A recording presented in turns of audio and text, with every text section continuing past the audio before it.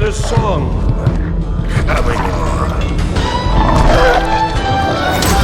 Clap, snap, the black crack. Grab. Okay, let's kick this thing off, dude. We got another episode tonight.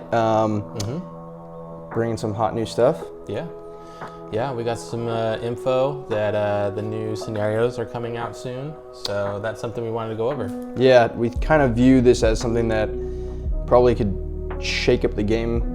It's one of the biggest things that can shake up the game outside of, army lists and fight value creeps and different adjustments like that. But, we felt we have those 6 scenarios we've been playing quite a bit.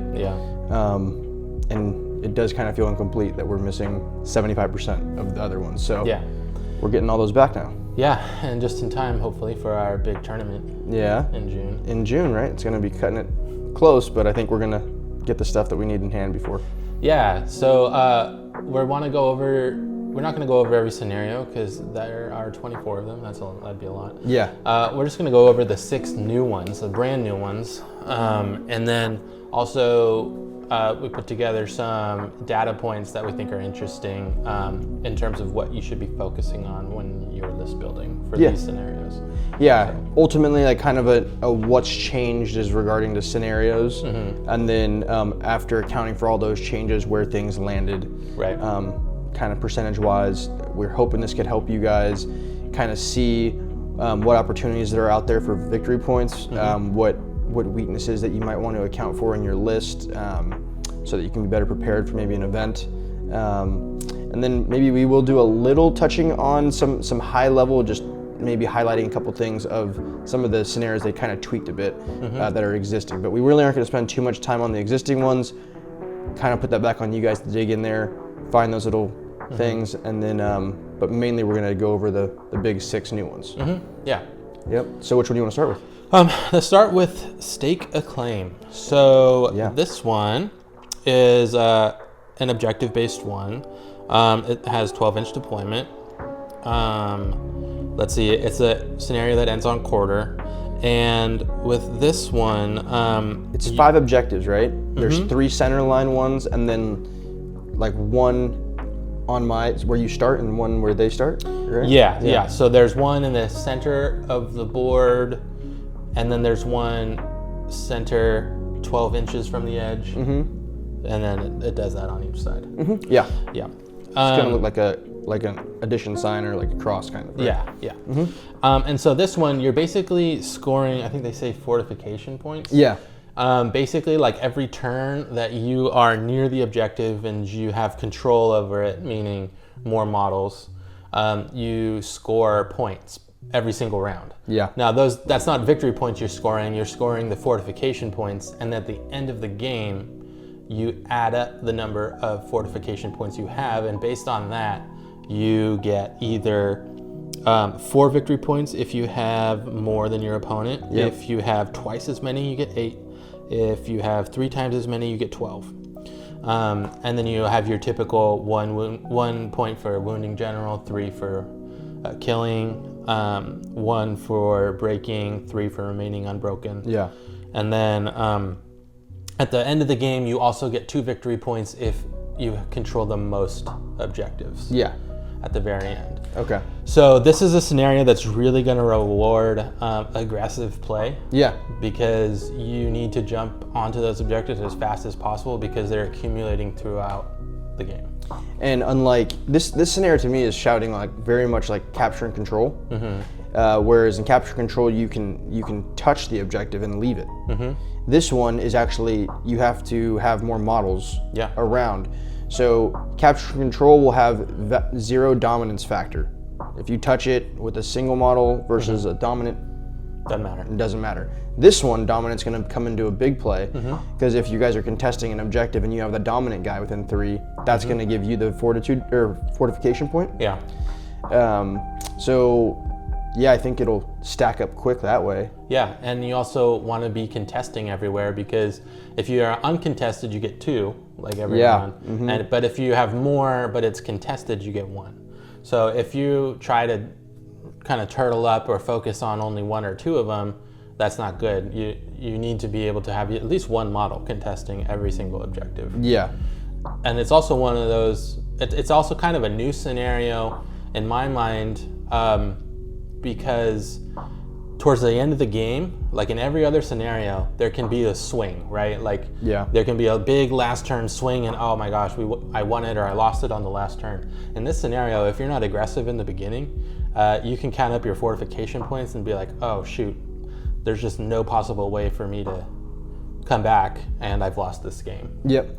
So just definitely you need to be aggressive, have a lot of movement in this scenario. Monsters would be very helpful. Yeah. With their dominant trait. I think it would take a pretty big Hail Mary to swing the game late if you're behind on the fortification points, which, what were the rankings there? Was it 4 to 8 to 12? 4 to 8 to 12, yeah. Yeah, 12 you got no chance. 8, that means they have double yours. Yeah. There is a chance you could do it, which is you break them without being broken, you kill their general without yours being wounded. So that's 6, yeah. Without yours being wounded, and then at the very end you have 3 of the 5 to give you the 2, and that's just a tie. That's just a tie. So talk about a Hail Mary just for a tie. That's rough. Yeah. So be aggressive. And I did mention capture control, but in this one a major difference is the 12-inch deployment. So you're not, unlike capture control, starting on each other. This one's gonna require you to move. Right. All right. All right, next one, Sites of Power. So this one is Maelstrom deployment. Right. It ends on quarter. There are a few special rules, namely Dark of Night. So that's the Clash by Moonlight type of scenario where you can't shoot or cast magic past 12 inches. Yeah. But you get +1 to wound on the shooting attacks. Yes. Unless you have Cave Dweller. Or unless your opponent has Cave Dweller. Or you pop Blinding Light, right? Right. Yeah. Yeah. Yeah. And then, so this one also has 4 objectives. They're kind of in each quadrant of the board. Yeah. For each objective marker, you score 1 point if you have more models within 3 inches of it. If you have at least twice, you score 2. If you are the only player to have models within 3, you instead score 3. You get 1 point for breaking, 3 for remaining unbroken, 1 for killing the general, 1 for wounding the general, 3 for killing the general, 1 victory point if the model with the highest points cost in your opponent's army that is not their general was wounded during the game. Yes. If the most expensive model that is not their general was removed as a casualty, you instead score 2 victory points. That one is an interesting rule, which I think is really cool. Yeah. Add some flavor. Add some flavor for sure. Just put a little bit of extra killing on an objective scenario. Yep. And what's interesting there is I think it punishes like those cheapy captain spam armies, right? Because if your second, most expensive model is, random orc captain or goblin. Yeah. You can be pretty easy to kill that thing. Yeah. So. And massive Hoard, you would have an advantage in this kind of scenario probably, and then this kind of brings you back into a realm of some hope for your opponent. I would say. Yeah. This game, I am glad they added the Dark of Night. The Dark of Night will make the game feel different than Command in the battlefield, because this to me is it's falling in that realm of very similar to Command in the battlefield. I'm not sure how different it's going to feel. The 3 different rules for the aura. Yeah. I don't view them as that impactful. Right. Let me go over those really quick. Yeah, sure. So on a 1 to 2, until the end of a turn, each time a model within 3 of an objective suffers a wound, roll a d6. On a roll of a natural 6, it's ignored. Okay. Let's see, on a 3 to 4, until the end of the turn, within 3 inches of the objective, models pass courage test. Yep. And then 5 to 6, until the end of the turn, models within 3 may re-roll to wound rolls of a 1 when making strikes, which a lot of models already do that. Yeah. The courage tests can be interesting, because that can happen. That can mess with. If you're broken, like you're staying, and you're hanging out near one of them. I can see that. That could be a pretty big swing for an evil player for sure. Yeah. And then the other one, the ignoring wounds, I feel like that one's just gonna completely throw a wrench if you're thinking of heroic combating or something. Like, you're just gonna think twice about it. So. Now, the one thing I will say about it being a little different than Command the Battlefield, it is forcing you to a centralized point to battle. Whereas I do recall a lot of times in Command the Battlefield, you could just hop a guy over the border. Late game, and it'd be like, cool, got the points, or cool, negated you can kind of fence it a little bit. A little, I think that's out of the picture on this one because you got to get closer to those.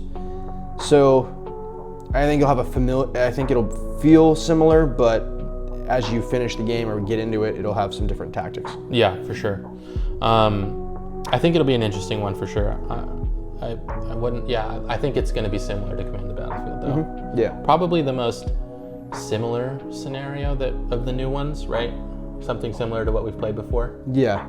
I am a little concerned, I will say, of the concept of pairing Dark of Night with Maelstrom. That can get real swingy. Yeah, with the +1 to wound, coming on with like a bunch of throwing spears and just murdering someone. Yeah, right. Some armies have no shooting. Yeah. And then other armies, then there might be a little dance there of like, I want you to come on first so I can see where you're at, but then you get to shoot me first because I gave away priority. But ultimately, if you're coming on second, you can just kind of hone in on wherever their guys are that don't have the shooting and just get that +1 off to start. That's that can kind of be.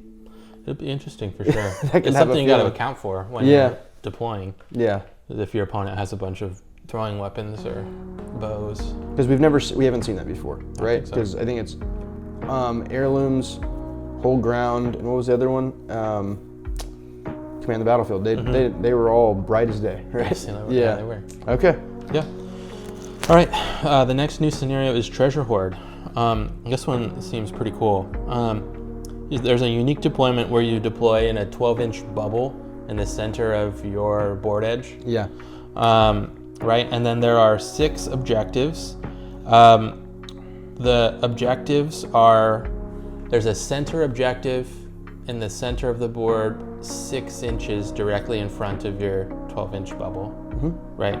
And then there's 12 inches to each side. 18-inch. Yeah. 18-inch line, straight across, you get 3. Your opponent goes out from their board edge, 18, they get 3. Right? Yeah. And let's see, so this is a game that ends on quarter. You get 2 points for each artifact that is in possession of a friendly model. You get a point for breaking, 3 for remaining unbroken, a point for wounding the general, 3 for killing the general. 1 victory point if you have at least 1 model wholly within 12 inches of your opponent's board edge. If you have at least 3 models wholly within 12, you instead score 2 victory points. So does this one have uncovering the artifact? Yeah, which is the intelligence check. Okay, so this is the first one of those that we've talked about, right? Yep. Cool. So, new edition, introduce a new stat. When's it going to come into play? We've had it very niche so far on the Temptation of Sauron, Finding ring bearers and hurling.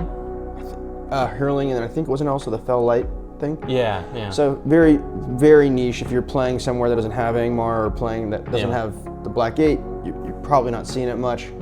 Here's your chance. Bring out the smart boys. They can dig these things up where it's going to be a lot harder for horde armies of just mindless goblins to do this. Because you only get 1 chance per objective per round.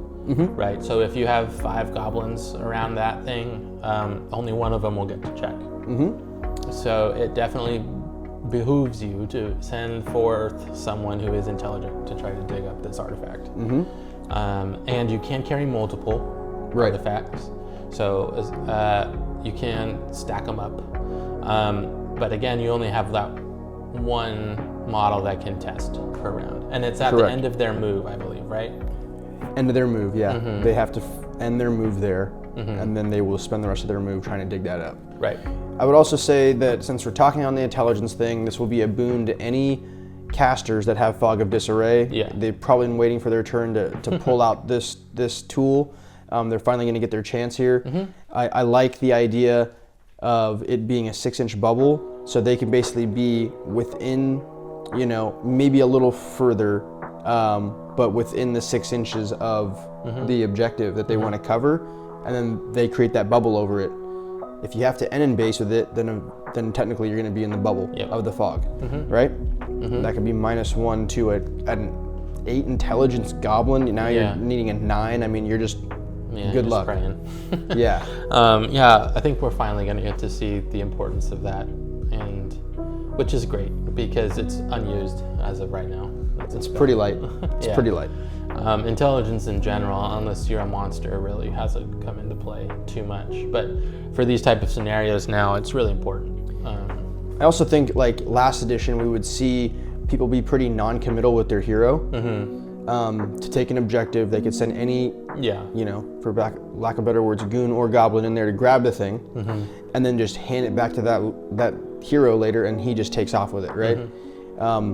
Might is probably not as much spent because you had a regular guy grab it and then just deliver it to you. Now you've saved your might to go call moves and fly off or run off. Now you're gonna have to get in there, potentially, you know, if you don't have that intelligent of an army, get that hero in there. So yeah, and then I really liked the last bullet point they put in there, where you get a point for having a model within 12 inches of your opponent's board edge, 2 points if you have at least 3. Because when I was first reading this scenario, I was thinking, oh, this is going to be just like a trench warfare thing. People are going to run up, grab their closest objective, and then sit back and shoot for the whole game, and it's probably going to end in a draw. Now it rewards the more aggressive player. Because if you grab your objectives and then just keep pushing forward, you'll get the tiebreaker basically. Sure. Yeah. That is going to be one of those ones that if you draw this one in a tournament, our tournaments do veto. So if you're looking really into trying to max out your VPs, this one might be one where you kind of go, ooh, I need a higher diff this game. I might have to play a little bit of a riskier game. Because this one, I'm telling you, the way it's looking like it's laid out, we're gonna see a lot of ties or pretty close. You know? Yeah, definitely. So. All right, on to the next one. Escort the Wounded. Heavy objects, baby. Heavy objects. So this one, you have 12-inch deployment, and then on the opposite board edge, there are corners, basically, where you're trying to bring the objectives that start on your side to those corners. You're trying to bring those heavy objects over to those sides. You get 2 points for each what they call wounded ally, those heavy objects that are being carried by a friendly model in your opponent's board half. For each wounded ally that has been rescued, you instead score 4. So rescuing an ally, bringing them to the opposing corner, either one of them gets you the 4 points.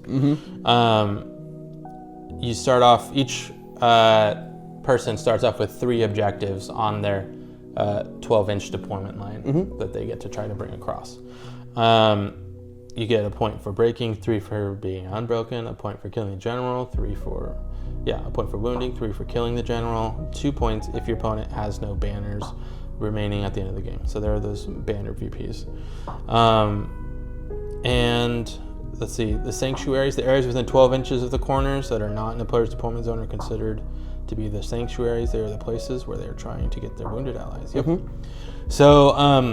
So this one. Yeah, the way I'm imagining this is the deployment is almost identical to destroy the supplies, right? The layout will be exactly the same. And instead of it being a supply that you're defending, it's actually a guy you're trying to deliver, right? You're trying to get him to safety. Imagine that you're trying to bring him to Rivendell, for example, right? So that he can heal his wound. But then what you got to do is you got to have somebody, either 2 guys carry him because it's a heavy object, right? Heavy object always has to be carried by 2. Right, unless you are burly or a monster. Correct. Okay, you can't just drag it with half movement? I don't think so. Okay, so boon to monsters for carrying things, and then if you got any of those random burly guys left, shout out Khazad Guard coming up. Yeah, they're going to be clutch in this one. Yeah, then that will be valuable. Even though they move 5, they're still moving the full 5, right? And then I'm gonna be interested to see how many people are really gonna try to score that touchdown and get it in the corner, right? Or just kind of play the dance and hold game and then get everything across the 50-yard line, right? right? Because I think if you're going for it, and I'm seeing a lot of shooting armies and you're at 12-inch deployment, you could roll yourself right into breaking by just going gung-ho for that, depending on how many guys you send, to that back corner. Yeah, it's definitely similar to Destroy the Supplies, that if you commit to one side, it's kind of, your opponent can have a symmetrical push on the opposite side, right? It's interesting though, because it's the heavy object is what's going to slow so many people down, and this is one where monsters are just going to be, I feel this is the monster scenario for them to really shine. Not that they're bad in any of these other ones, because they're just pretty good this edition. Yeah.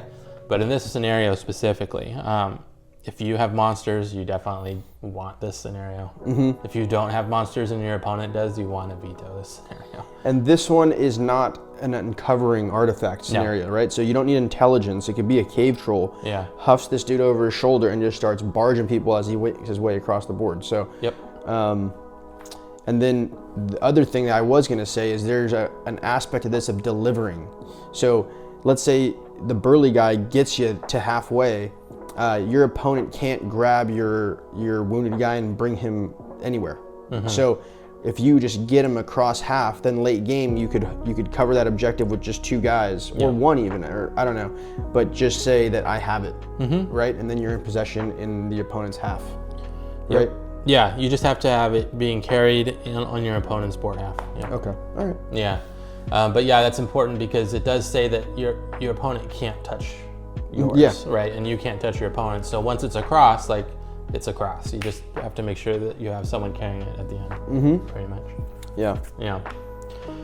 All right, down to the last 2. So we've got lead from the front. This one, you've got 3.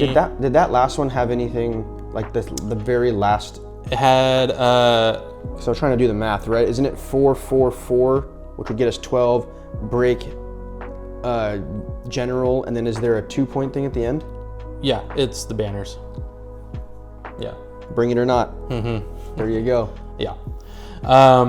Okay, so lead from the front. So this one is 12-inch deployment. There's 3 objectives on the center line of the board. Ends on quarter. You get 2 points for each objective marker that has both friendly and enemy hero models within 3 inches. Only if the friendly hero model is of a higher heroic tier. You get 4 victory points for each objective marker that has a friendly hero model and no enemy hero models within 3. 1 for breaking, 3 for remaining unbroken, 1 for wounding, 3 for killing the general, 2 for your opponent not having any banners. So this one is quite interesting because now we're putting heroic tiers, like even more importance on them, which is pretty cool. Haven't seen it yet.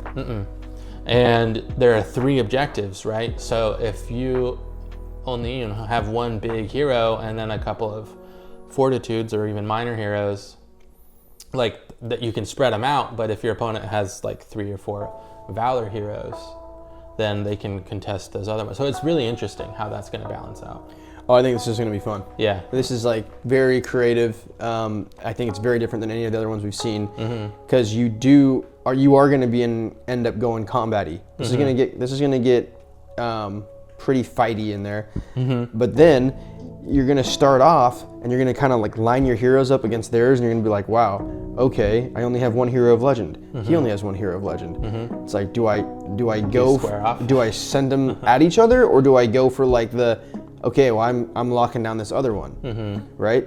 And then it's also going to square up your heroes like across like a roster. Okay, well, my 1 may not take your 1, but my 2 and my 3 could take your 2 and 3. Yeah. So now I could be able to, So I think that's fun. Yeah, and again, this kind of cuts back on those spammy lists with a bunch of captains, because you can only get the victory points if you have something higher of a heroic tier, which I think is, again, really cool. It rewards you for bringing kind of the more expensive, bigger, themey models. Yeah.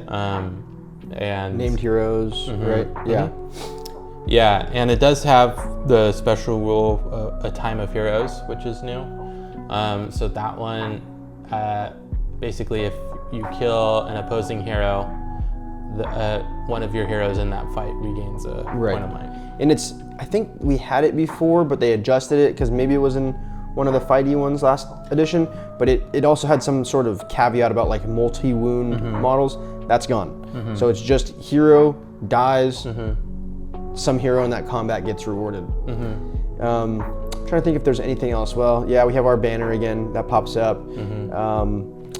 But yeah, I think this will be good. I think this will be a good one. Very fun. Yeah, I think it'll be a really fun one. That just really encourages your heroes specifically to be fighting like right within 3 inches of that objective. So like yeah, last edition there was talk about like my hero, his like, you know, if I'm calling a heroic move, it should mean more than a regular little captain calling a move. There was talk about hoping for some improvement of some classism between heroes and value. Well, this is a way they're kind of doing it. It's pretty creative. You pretty much can't get that objective if your hero is lesser. Right. Yeah.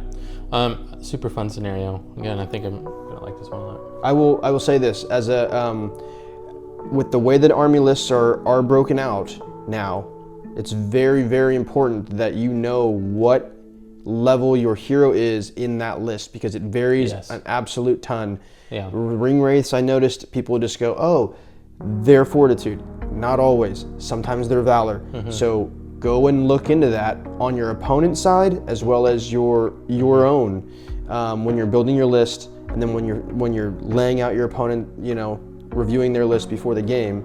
Make sure you have that right, because as the games get bigger, not every warband fills out. So it may look like it's a fortitude with only 12 guys, but he could be valor. So just keep that in mind. Yeah. All right, last new scenario is called Convergence. So this one, let's see, you deploy in opposite corners, similar to Divide and Conquer. Yeah.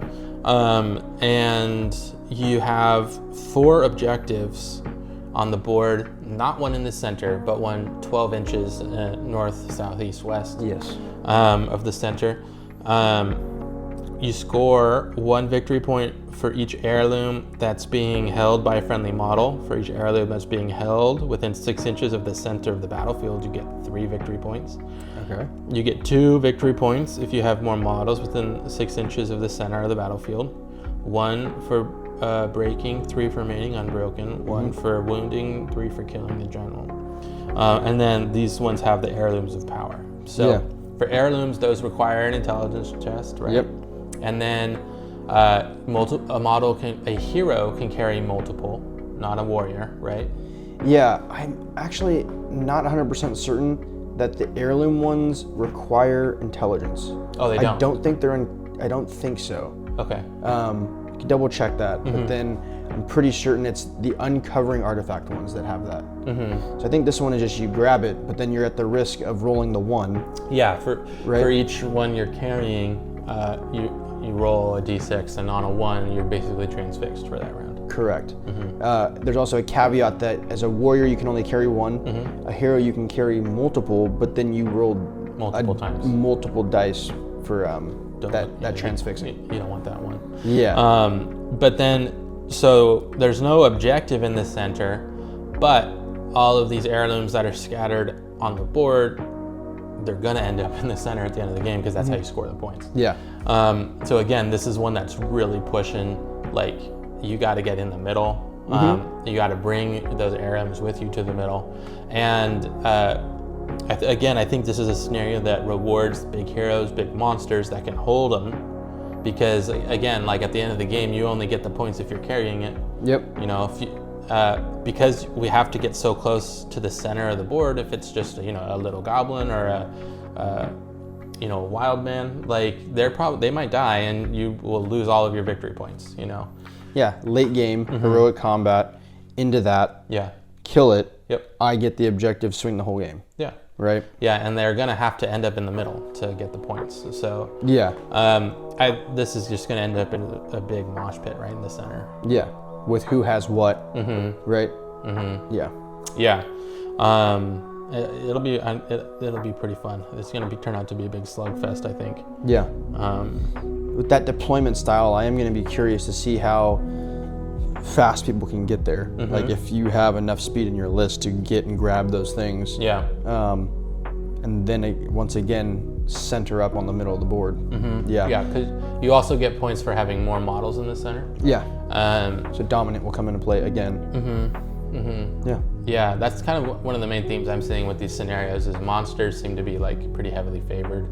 The dominant trait is as impactful as we thought it would be. Yeah.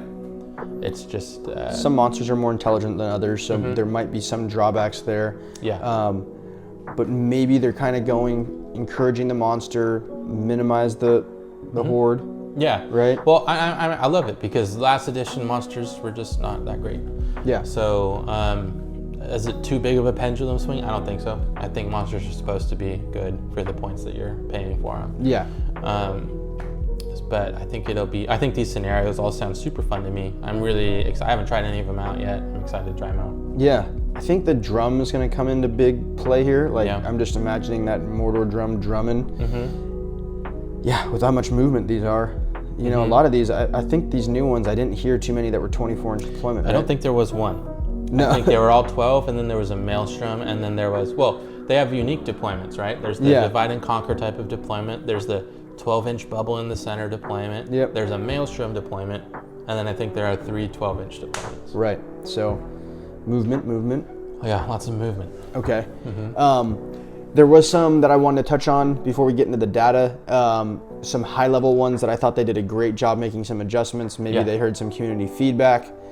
Storm to camp. Yes. Now an 18-inch 18-inch. bubble. So we're going to be able to get into these camps earlier. We're going to be able to get into combat earlier. It's not just going to be a stalemate. Shout out to whoever put the banner concept in there. Freaking love that. We should do that for all banner stuff.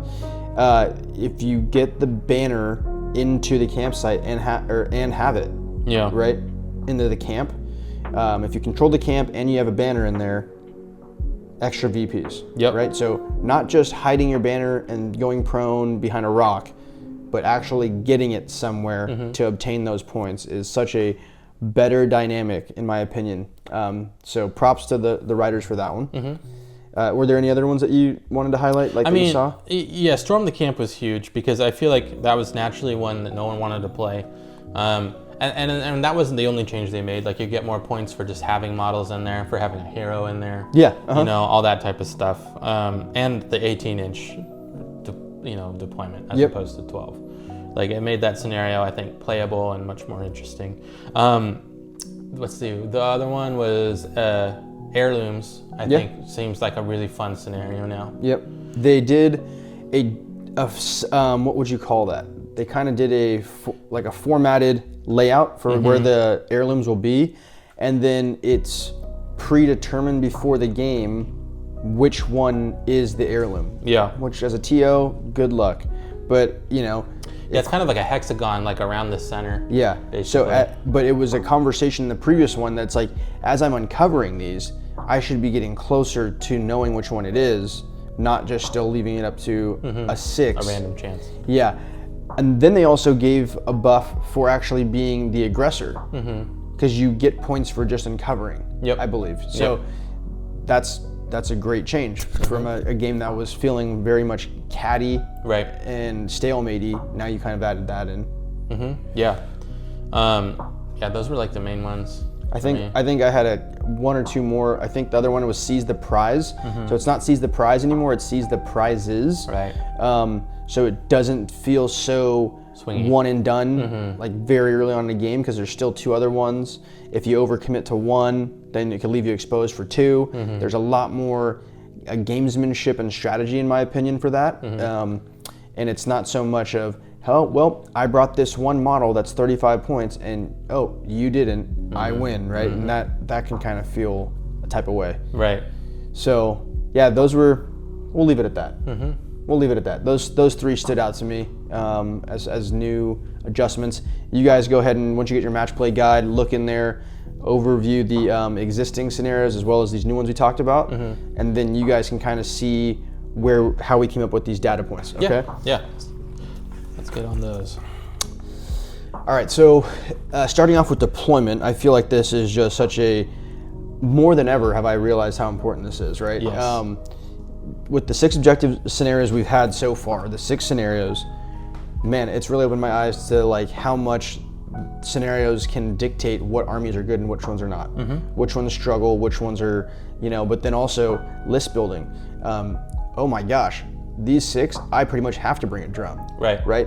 Now, you're like, well, now I'm gonna integrate a bunch of 24-inch deployments. Maybe I can veto away some of those 12s. Right. And I don't need a drum. Right. So, yeah, for this specific one, we ended up with 9 12-inch deployments. Okay. So that's 37%, 38%.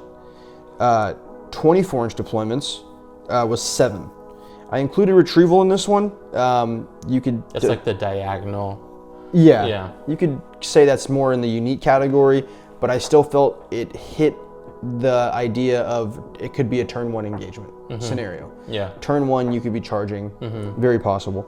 And then the unique ones are going to be anything out of the ordinary from 12, 24. So maelstroms are going to be in there. That little bubble one. Divide and conquer. The corners, right? Stuff like that. So those I put down under the unique category. There were 8 of those. So 9 for 12s, 7 for 24s, and then 8 for the uniques. Pretty even. Pretty even.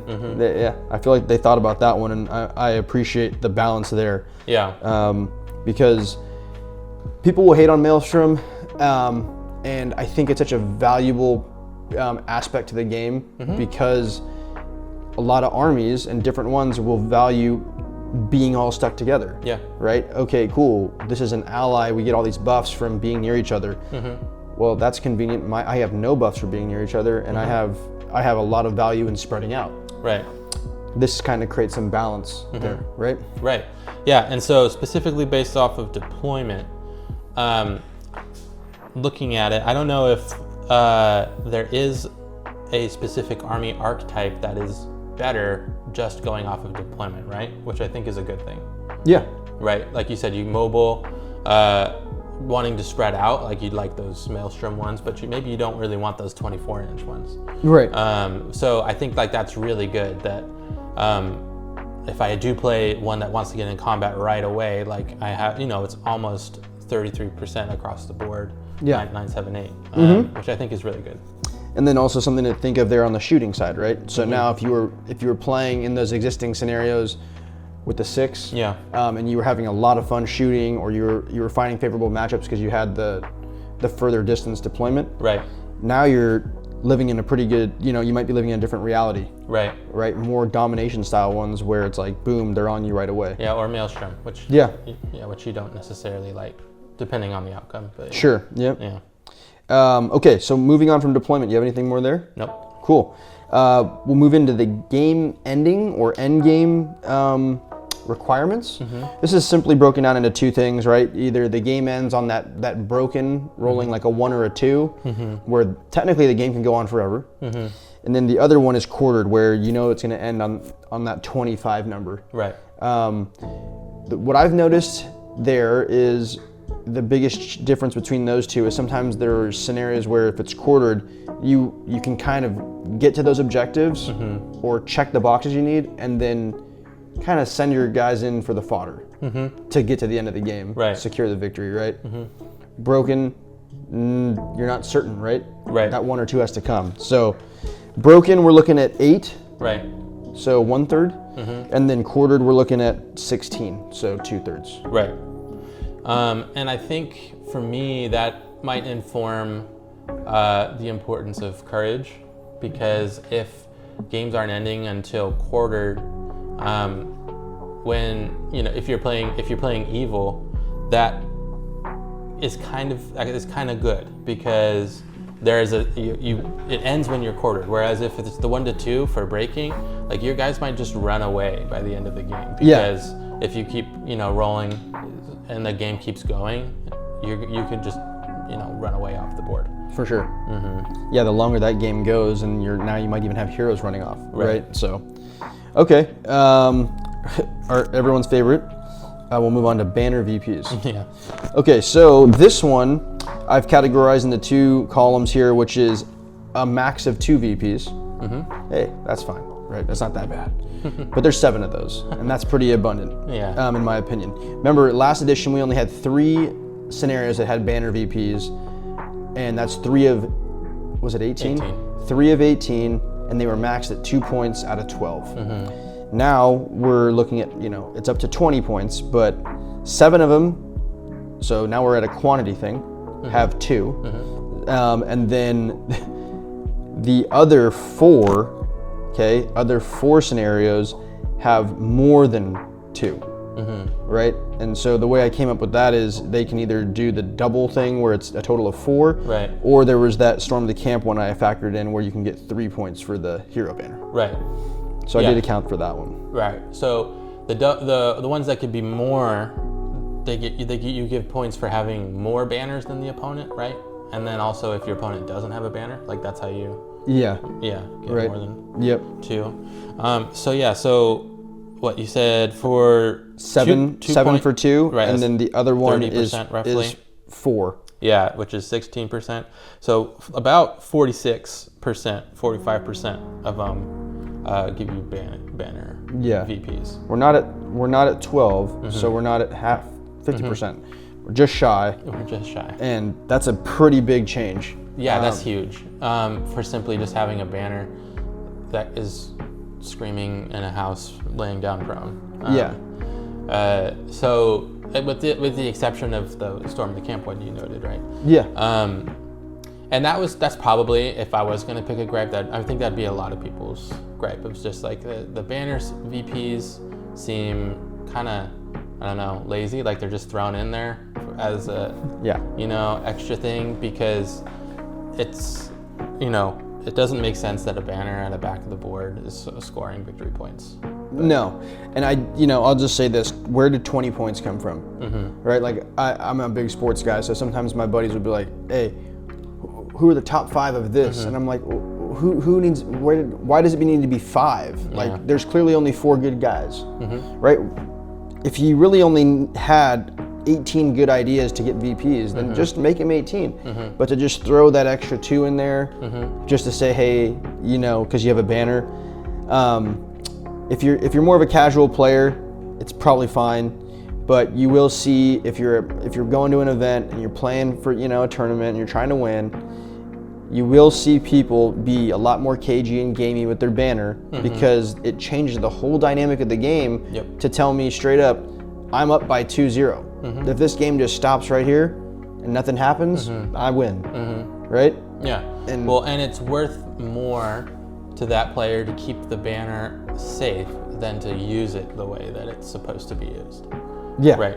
Because the way way more important. The way that they are written is that if your opponent didn't have a banner, you get these 2 VPs. So unfortunately, some of those lists that don't have banners, I'm sorry. And then for the lists that do have banners, that maybe you didn't used to take one, it might be time to start considering painting that banner up. Yeah, and I will say, it's painful to not bring a banner, but if you have an army that you really like that doesn't have a banner, I think there's still hope, because obviously if you play in a tournament that has vetoes, you still have a chance to veto away that scenario. Additionally, some or most, I don't know, of those lists have a way to deal with opposing banners. Yeah. And that has to be priority number 1 if you are playing a list without a banner. You have to have a plan to kill the opponent's banner. Right. Whether that's Legolas sniping it, or Gwaihir flying into, barging and killing it. Right. Black Dart. There's got to be a plan that you have to eliminate the opponent's banner. Oh, banner VPs. Yes. Very important. Yeah, to all the lists that don't have one, I'm sorry. General VPs and broken VPs. Okay, we're gonna blitz through this because this is pretty much standard in every scenario. But all I was trying to do was just break down a little bit of variance here between, the ones where it's a general, they max out at 2 VPs. So if you kill my general, 3. It's only 2. Oh, okay. And then, the other ones have more, 3 or more. So there's 6 that are falling in the 2 range. Even if you kill my general, you wound him as 1, you kill him as 2. And then the vast majority, which is 17, and there's a reason why 17, it's not exactly 24 total here, is because to the death changes everything for broken and general VPs. It scales it all up. Right. So I put that over here in the kill VPs, but in reality they're filling that box for more than 2. Right. So 6 are 2 points max for general VPs, and 18 are more than 2. More than 2. Okay. Which is important because a lot of these scenarios are objective based, but I feel like they have done an okay job balancing that with, even though it's clearly an objective scenario, that you still need to kill the opponent. If you want to get out of that tiebreaker, Yeah. Whereas before, like, I feel you could completely play scenarios and ignore the opponent's list for the most part. I don't think you can do that in this edition very effectively. No, they've added too much flavor and too many side things that can get you some points, including breaking people, right? So once again, this is going to be only 3 scenarios are maxed out at 2 points for breaking. All the other ones are 3 or more, and that's a break if you're not opponent. Right. You broke your opponent and you're not broken. So 21 of those. If you break your opponent and you don't break, is very high. Yeah. So just in those 2 categories, which is roughly 5 to 6 VPs per scenario, sometimes that can outweigh sometimes the main one. And I would just be thoughtful when you're building your lists that your breakpoint isn't super low, and that your general has some way to either maybe fate one away. Or if he doesn't have that, then you need to be, aware that one wound, all it takes is 1 wound to get that 1 VP, right? Yeah. Yep. Okay, cool. We'll move on. This one's this section's pretty fun because it's the special rules. Yeah. I pretty much broke out every scenario with how many you're gonna have each special rule. So we ended up with the 5 of them are Dark of Night, which is gonna be your Clash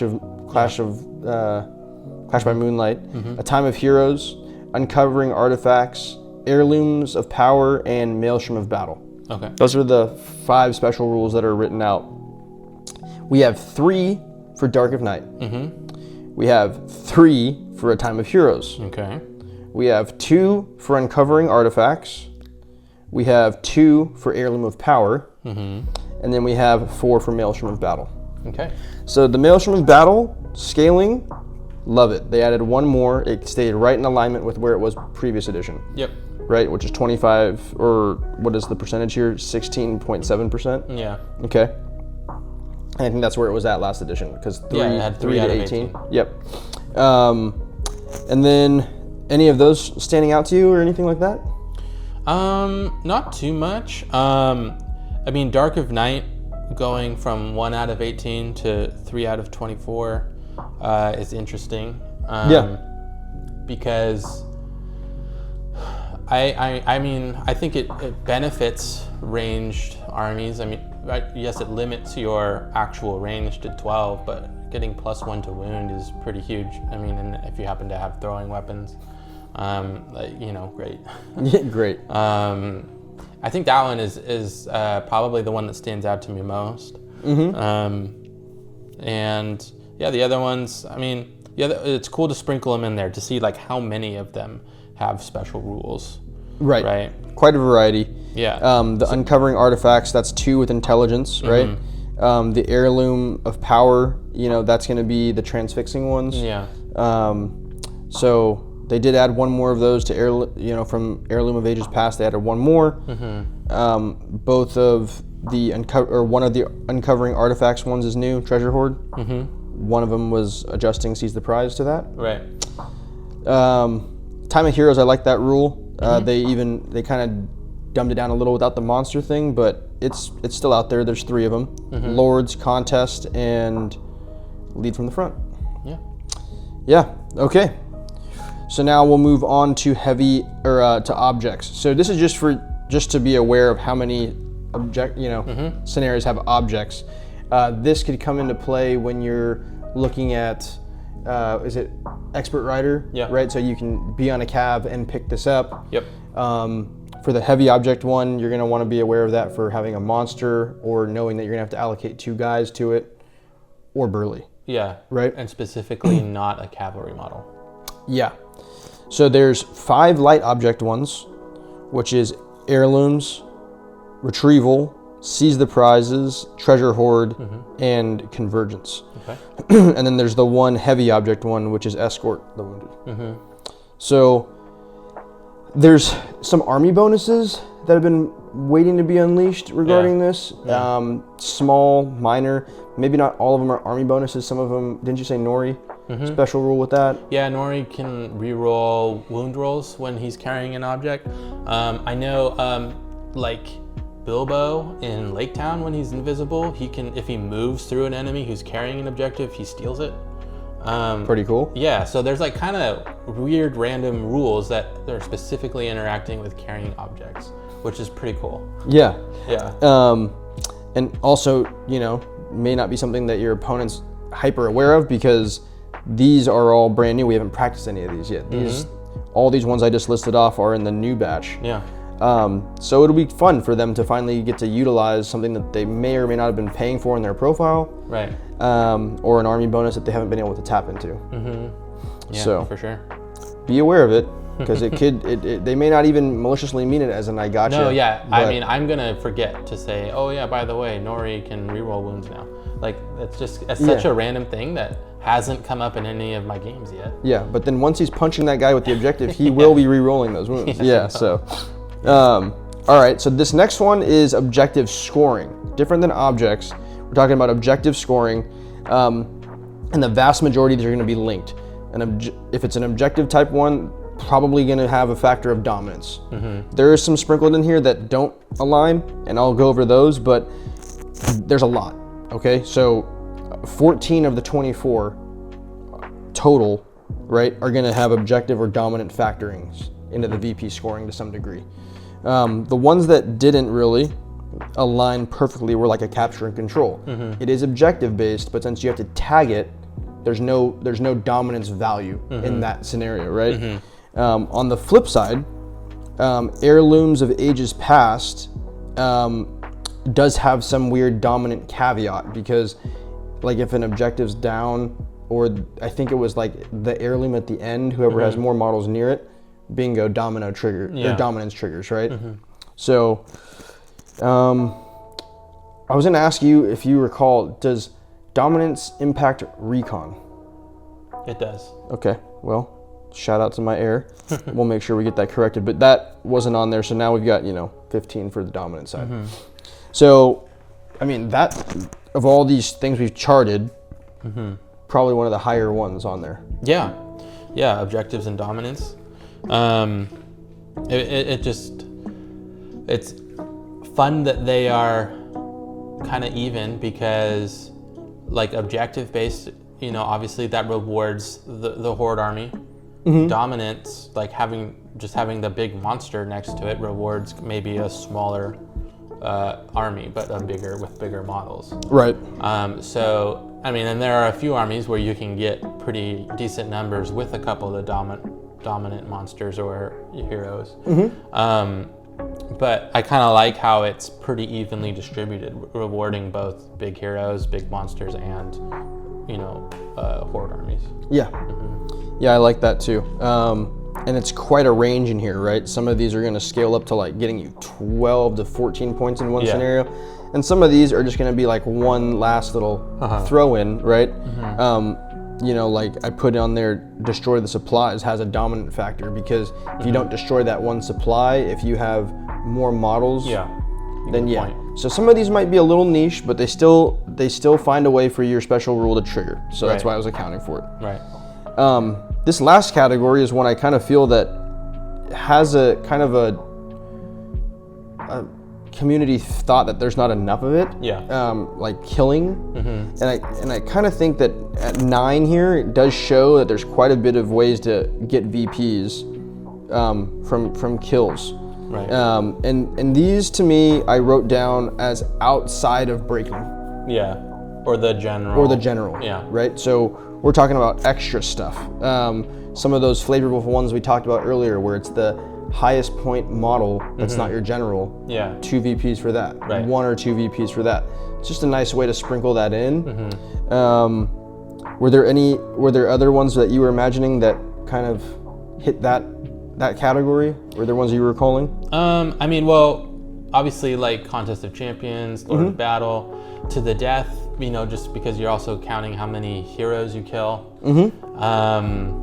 Yeah, I mean, there's a lot of ones now that have, I mean, Assassination's back in the mix now. Yeah.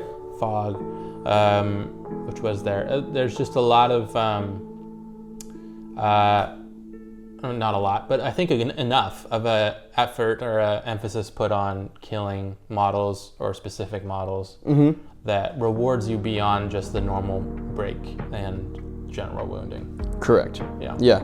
Clash by Moonlight's another one where you kind of look at that one and go, what's the objective for this? So it's like, it really is to kill each other. Right. You know, it doesn't always maybe come across that way. Right. Because it's not labeled Lords of Battle or Contest of Champions, but it really is a killy scenario. And then just seeing some cool splashes of, you know, hey, it's command the battlefield, but hey, it's not just bringing all Hoard. Yeah. There's some VPs in there for killing stuff. Boom, right? Retrieval has it. And what was this other one here? Breakthrough. So. Yeah, and like we said, some of these scenarios reward you a lot more, like Assassination for killing, but some of these also just have that extra 1 or 2 VPs for killing, like a random model or an extra hero. But that on top of wounding or killing the general and breaking the enemy can just keep you in objective-based games. Yeah. Even if you are only contesting one objective. Right. The fact that there are a decent amount of points being given for killing, I think, is good. You're right. Yep. I think they did a pretty good job here on a wide range of things. And, you know, we started off today talking about our data points, and right off the bat we went for deployment. And you can see there's some clear thought put in for some balancing by having just those, you know, just using that as an example, a nice clean pie chart of 3 nice, relatively even slices, right? I think there might have been some legitimate gripes last edition, but I think we're going to see a little more of those becoming whispers. Yeah, this I edition, hope so. You know? And I mean, obviously the jury's still out on, we haven't played any of these new ones, or really any of the modified old ones. These are all just first impressions, so. Yeah. I will also say this, me and Nathan have played quite a few games together, and there are some scenarios that just don't work for tournaments. But I would not recommend just saying, hey, it wasn't great for a tournament, this is not a good scenario. Because there are times where if you have a good, you know, 2-3 hours and there's no time limit, and you just want to play the game the way it's supposed to be played all the way to the end, the game can feel a lot different. It can feel very fun, very thematic, can have really great moments when you take that timer off. I know that's not always the case all the time. I know most people's experiences are probably going to be more in a timed, you know, environment. We all have lives and we all have things we got to do.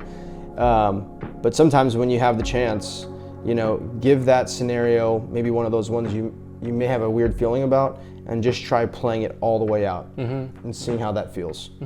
So, yeah, you got anything else? No, I'm just excited to play them. Yeah, I think there's going to be some new doubles ones too. We're going to do a doubles tournament this year. I'm looking forward to that. But yeah, guys, thanks for joining us today. We're excited. A lot of cool stuff here, really opening up the whole edition. Yeah. And then, you know, along with the match play guide, Armies of Middle-earth coming out too. Yeah. So very exciting. All right, talk to you guys next time. See you next time.